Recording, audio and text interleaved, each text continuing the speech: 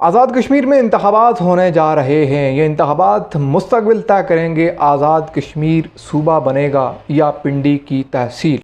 इस हालत से जो गुफ्तो शनीद है, जो इससे पहले वाक़यात हुए, जो आखिरी वज़ीर-ए-आज़म ने कहा, वो बहुत ही दिलचस्प है कि चंद दिन पहले जो उनकी एक बात लीक आउट हो गई थी वज़ीर-ए-आज़म साहब की कि जी आज़ाद कश्मीर में ये अपना PTI के हालात ख़राब हैं, लेकिन बाद में उन्होंने कहा कि हम भारत में इलेक्शन जीतेंगे। चाहते क्या है इस इलेक्शन को जीत कर? मैं बिल्कुल बबांगे दो यहाँ कहना चाहता हूँ कि ये सूबा नहीं बन सकता आज़ाद कश्मीर, जो मर्जी कर लें। इमरान खान साहब उल्टे लटक कर भी आ जाएं, ये नहीं बन सकता जब तक मसला कश्मीर पर लोगों को हक खुद इरादे की बुनियाद पर उनको हक नहीं।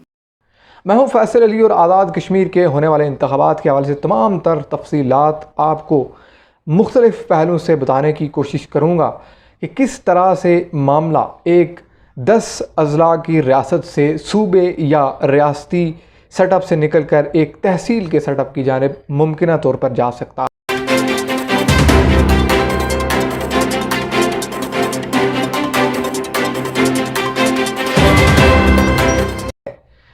आगे बढ़ने से पहले चैनल को आपने ज़रूर सब्सक्राइब करना है, वीडियो को लाइक कीजिए, बेल आइकन पर भी क्लिक करें ताकि आप आने वाली अपडेट से आगाह रह सकें।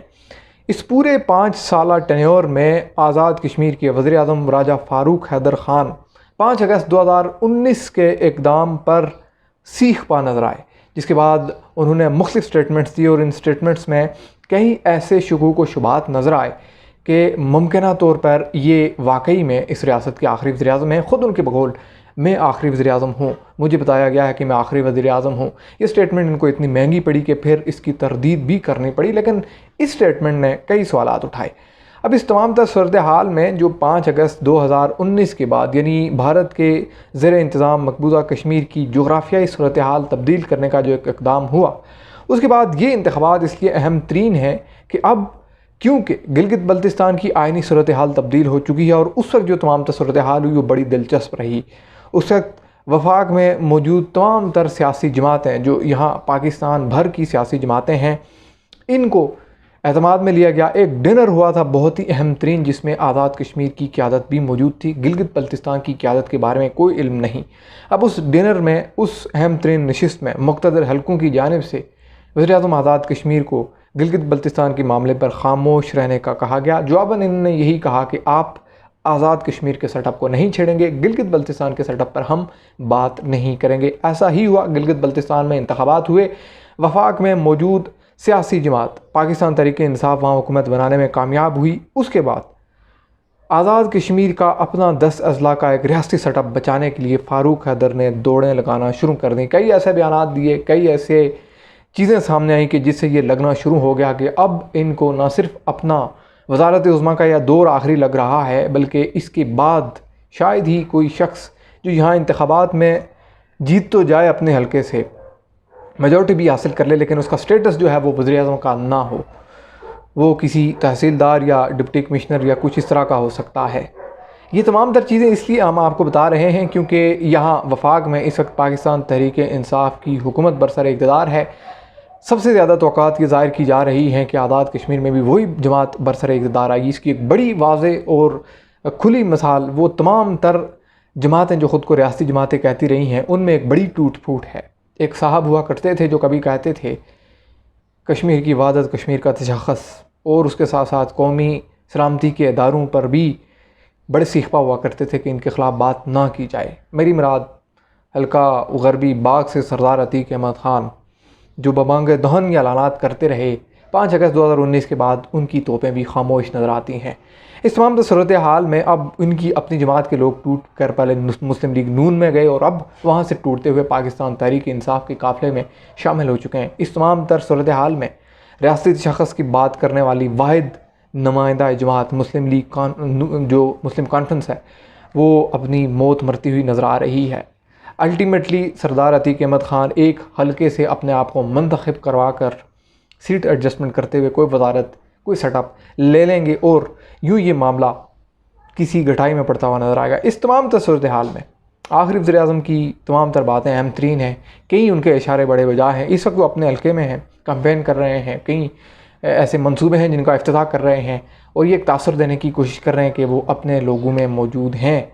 कई ऐसे बयान दे रहे हैं। एक बड़ा फ़ायदा वो इस चीज़ का भी उठाने की कोशिश कर रहे हैं, इस वक्त वफाक में पाकिस्तान तहरीक इंसाफ की हुकूमत है, तो अपोजिशन में बड़ी जमात मुस्लिम लीग नून है, जो इस वक्त वफाक में मुख्तलिफ उसको मुकदमात का भी सामना है, जो हुकूमती जमात की जानिब से भी उसको उलझा दिया गया है।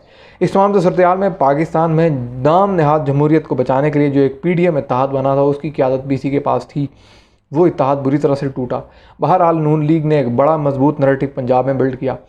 उस तमाम तर नैरेटिव को कैश करवाने की भरपूर कोशिश नून लीग आज़ाद कश्मीर में भी करेगी। और आज़ाद कश्मीर में इस वक्त की जो तवक्कुआत हैं वो एक बड़ा टफ़ कंपटीशन बताया जा रहा है पाकिस्तान तहरीक इंसाफ और मुस्लिम लीग नून में। उसकी शायद बड़ी वजह यही है कि वफाक और पंजाब, वफाक और पाकिस्तान भर में जहाँ जहाँ नून लीग है, उसका एक बड़ा मुकाबला पाकिस्तान तहरीक इंसाफ के साथ रहा। वो मुकदमात की सूरत में रहा, वो बयानबाजी की सूरत में रहा, वो हुकूमत और अपोजिशन की सूरत में रहा, वो हुकूमत मुखालिफ PDM इत्तेहाद की सूरत में रहा। ये तमाम तर मामला, इसके असरात हमें गिलगित बल्तिस्तान इलेक्शन पर भी नज़र आने चाहिए थे। मतलब एक नज़र तो आ गया हमें कि पाकिस्तान तहरीक इंसाफ की हुकूमत वफाक में मौजूद है और वो जाकर गिलगित बल्तिस्तान में भी हुकूमत बनाने में कामयाब हो गई। मुस्लिम लीग नून का जो नैरेटिव पंजाब में बिल्ड हुआ था, PDM भी थी, सारी चीज़ें थी, लेकिन गिलगित बल्तिस्तान में सब ने अपने अपना इलेक्शन लड़ा अपने अपने नज़रिए के साथ।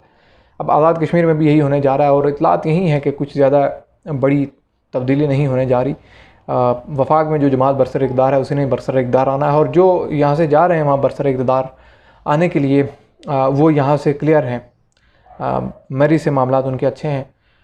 और ये तमाम तर जो बड़ी तब्दीली हो रही है इसके बारे में शकूक और शुबात हैं। शकूक और शुबात की बुनियाद पर बात की जा सकती है कि इस हद तक मंजूर नज़र लोग हैं, क्योंकि इन्होंने अपने इंतखाबी मंशूर में जो सरदार तनवीर इलियास ख़ान हैं, इस वक्त वज़ारत उज़्मा की दौड़ के लिए 3 हलकों से इन्होंने दरख्वास्तें जमा कराई थी, और बाद खैर वो एक ही हल्के से बड़े मजबूत उम्मीदवार नज़र आ रहे हैं।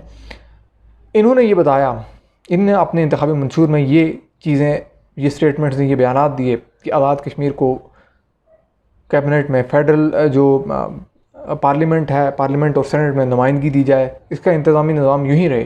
तो इसका मतलब यह है कि एक ऐसा मंशूर ज़रूर है जो रियासती सेटअप के तो तकरीबन उसको फेडरल में ज़म करने के हाल से एक नज़रिया ज़रूर मौजूद है, जिसके थोड़ी बहुत अलामात इनके बयानिए में नज़र आती हैं। और अब वो प्रैक्टिकली, क्योंकि इनका पलड़ा ज़ाहिर है यकीन तौर पर बारी है, फेडरल से ये क्लियर है, वफाक में इनकी हुकूमत है, पंजाब में ये वज़ीर आला पंजाब के एडवाइज़र हैं, उस सूरत हाल में इनका पलड़ा भारी। अब ये जाएंगे तो यकीन तौर पर उसी सेटअप को पुट अप करने की कोशिश करेंगे जो बयानिया ये अखबारी बयानात में या मुख्तलिफ स्टेटमेंट्स में देते आए हैं। अब इस तमाम सूरत हाल में मेरे और आपके लिए 10 अज़ला का ये इंतखाब इसलिए भी अहम तरीन है कि यहाँ हमारा वोट डालना बेसूद है। यहाँ वो तमाम तर फैसले जो पहले ही मरी और इस्लामाबाद से कर दिए जाते हैं, उन्हीं का नतीजा सामने आता है और उसी नतीजे में एक हुकूमत बनती है। लेकिन बहरहाल इस सूरत हाल में इस वक्त कोई जमहूरियत का झंडा बग़ैर डंडे के लहराते हुए अगर नज़र आ रहा है तो वो फ़ारूक हैदर साहब हैं, जो ख़ुद अपने हलके की सियासत बचाने में लगे हुए हैं। उनके जमात पर भी बड़ा कारी वार हुआ, कई लोग PTI में आ गए हैं। इस बारे में तफसीली वीडियोज़ में आपको बताते रहेंगे। चैनल को आपने ज़रूर सब्सक्राइब करना है, अपना फ़ीडबैक कमेंट सेक्शन में ज़रूर दीजिए। अल्लाह हाफ़िज़।